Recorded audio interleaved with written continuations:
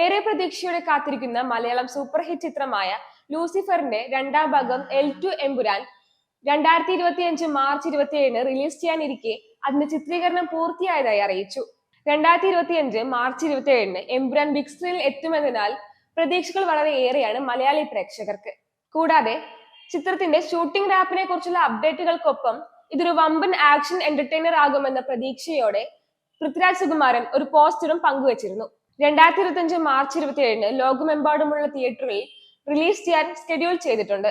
കൂടാതെ കന്നഡ, തമിഴ്, തെലുങ്ക്, ഹിന്ദി, മലയാളം എന്നീ ഒന്നിലധികം ഭാഷകളിൽ ലഭ്യമാകും.